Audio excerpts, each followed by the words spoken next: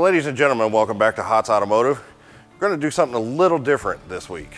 I told you several times you've seen this Mustang that's behind me. The gentleman that owns it is Don Fisher right here. And we're going to do a little video of him talking about the car, what made him buy it, what prompted him to do what he did to the car, and just basically it's his own car story. So I'm going to let Don take it away. Hello, I'm Don Fisher, as Ryan said, and we're going to talk about my 66 Mustang. Just a little bit about me. I'm retired Navy. I did 22 years in the United States Navy as a machinist. I was an MR, a machinery repairman, for those Navy people that know the terminology and the rating and the ranking. I retired as Senior Chief Petty Officer. I was on 6 ships, the aircraft carrier John F. Kennedy. I was on destroyer tender Puget Sound in Norfolk. And I was on 3 subtenders, the Hunley, Howland, and the Canopus down in Charleston. During those times, I did a lot of machine work on cars for people, but I never done any of my own. I've always wanted to build a car of my own. It was on my bucket list to build a car, to build an engine, rip one out, put one in, and I finally did it. Growing up in the 60s, my brothers and I, we hated Chevy and we hated Fords. But I always had a secret love for the Mustang. They're great cars. They built over 608,000 of them. They're all over the place. But as time goes on, less and less are showing up. But I chose this one because I love the paint scheme on it. I bought it strictly for the paint scheme, which is basically the 67 Shelby paint scheme colors is what it is. And I really like the blue and the way it was done. I bought it from a young lady who had the car for about 7 years down in a little town south of Louisville, Kentucky. And I went after it and bought it from her. She had it for about 7 years. She took real good care of it. She did some updates to it. But the guy that did the paint job that built it, I got to meet him too. And he told me what he did to it. So with the paint on it, the paint coat on it, I'm going to show you here in just a little bit what it is, because I didn't invent the color. I don't need to hide it.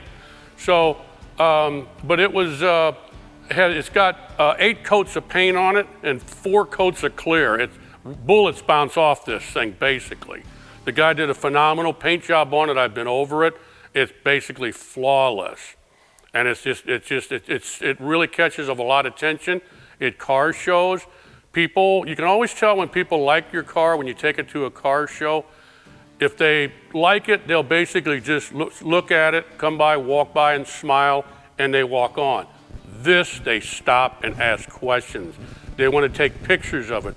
I had one guy wanted his little boy to take a picture with it, and I opened up the door and let him sit in it with his little boy there, and it just made his day. And that's really what these car shows are all about. It's making people happy.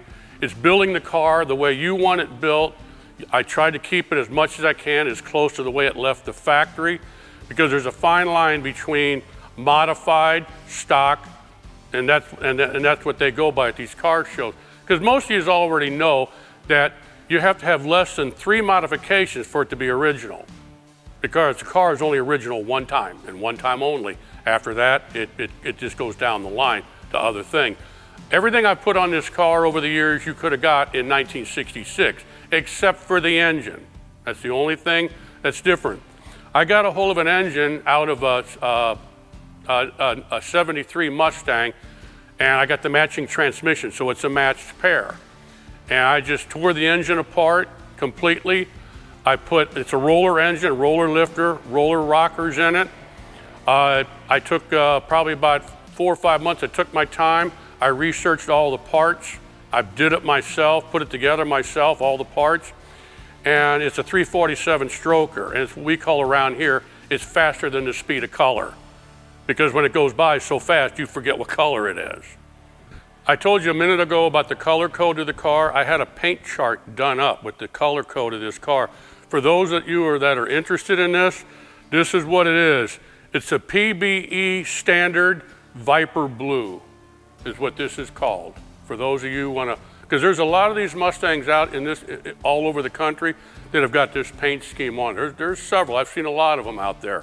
And they come up for sale every now and then. But it's a P like in Paul, B like in boy, E like in Edward, standard Viper Blue is the color code. Now, here's the engine. I built the original power steering from original parts from a 66 Mustang.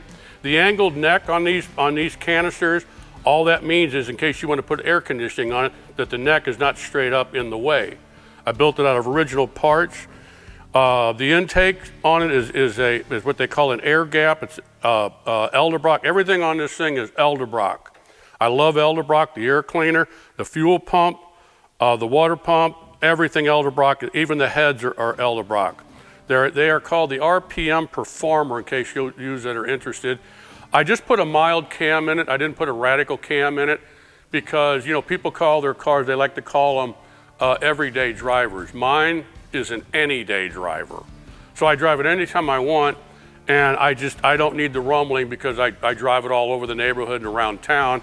And I want it to do, it's got a nice smooth idle, and that's just the way I wanted it. If you guys hang around to the end of the video and watch the end of the video, I'm going to tell you why this is an extra special Mustang that you rarely see. So hang around till the end because I want you to hit that like button and that share button. People want to see it. I'm going to try to answer all your questions because over the years I've watched a lot of videos on Mustang 66s. Most of them are pretty good, but I look at the comments section and I look at what people write. They ask, what's this, what's that, what's that? I'm going to try to answer those as best I can for you in this forum. If I leave something out or omit something that you guys want to know, just drop me a line in the comments section and I will get back to you and let you know. Okay, I've got a 100 amp one wire alternator on here. I put that on here because you never know what you're going to add to it down the road. I got a 3-core aluminum radiator I put in it. It needs no cowl. The fan is just fine. When it's running, the warmest it gets, it's about a halfway gauge, which is perfect. That's the way I want it. And like I said, the color blue, the stripes were perfectly lined up on the car. They match from hood all the way over the top and back down the trunk, which is the way it should be. I put the turn down exhaust on it. It's got 2.5-inch exhaust. I put the high dollar MagnaFlow mufflers on it. It gives it a better sound. It's more aggressive. I put 205 tires on the front and 235s on the back. It also gives it a more aggressive look. I also like the rims, the wheels that were on it. They are the American Racing. They're called the Torque Thrust 2s. And those are pretty popular right now, and that's what was on it. And you can see my 347 high performance badge I put on them. The interior, I had the interior specially made. It's a pony interior. It is an automatic, as you can see, because I just don't want to deal with a stick. The dash, the glove box, the steering wheel is wood grain, which was GT type stuff. And over the years, I've added GT, equipment to it. The only thing I didn't put on it was the exhaust, the trumpet exhaust, because I wanted to put the turn downs or what they call the rear bumper guards on it. And I just didn't want to cut out the holes in the rear valance to run them through, because they don't make a 2.5-inch trumpet exhaust. They neck it down to 1.5 inches, and I didn't want to reduce it. I put the rally pack on the steering wheel. That's also GT equipment. So if you guys gals are looking for a Mustang like this, you got to look at the car real close. The car doesn't talk. You got to look at it. You got to look at areas that think might be rusty, and that's why they called these cars back in the day Rustangs, because of the type of sheet metal that they use. Not only the Mustang, but a lot of your classic cars that we call classic today were built back in the 60s and early 70s. The owner is only going to be just so truthful with you because he wants to sell the car. Most of them are pretty good, but there are some unscrupulous ones out there. But bear in mind, there's only 3 things in life that never lie. That's babies, drunks, and yoga pants. Another thing I did to the car is I built a 9-inch rear end for it. The only 9-inch rear ends that came on 66 Mustangs were the K-Code Mustangs, your high performance 289s. I got this rear end out of a 67 Mustang. I had to have it narrowed down because after 66, between 67, they made these Mustangs a little over 2 inches longer and a little over 2 inches wider. I put it together, I built it. It's got 325 gears, posi, and it runs great. It runs like a champ. Now on these Mustangs, they also had generally 3 metal tags that you could find on these cars. The first one would be on your steering box, should be there. And the other one, another one would be on your transmission, if you're on your transmission. And mine is on the transmission. The third one, major one, was on your rear end, was a metal tag. It gave the year, what the gears were, you know, how it was set up. And I got an original tag off a K-Code Mustang and put it on it. So I was that dedicated to get all original stuff that I could find to get on these things. These Mustangs, when people rebuilt them over the years, the main things that they never do that you've got to check out are the 3 main lights that they don't ever fix. That's the glove box light. It has a shifter light that a lot of people don't know about that goes on when your headlights come on, and your rear tail light for your license plate light. Make sure you check those and get those right. Okay, and I promise you guys that near the end of the video, what I would do is why this is an extra special Mustang. Most of you out there know what a numbers matching car is. But with Mustangs, they didn't stamp on the block or anywhere else on the transmission what the VIN was. The VIN was only stamped underneath the hood, under the fenders, where they were stamped 65, 66 is where they were stamped.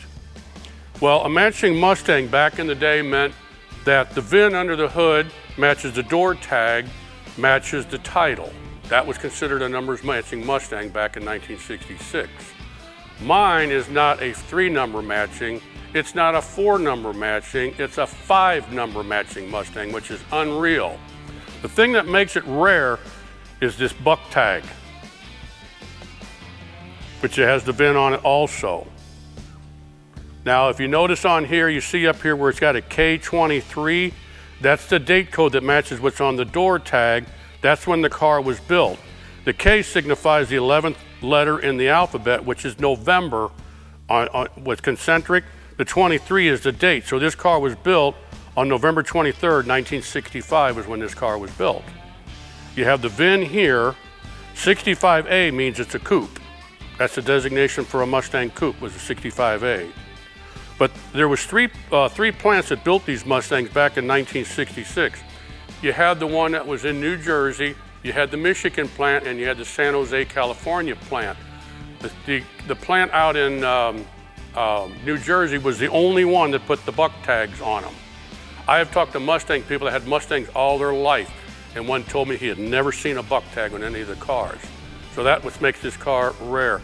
If you guys are hunting, or gals are hunting for a 65, 66 Mustang, try to find one that's got this buck tag on it, if you can. There are not a lot of them out there. They are there, but there are not many.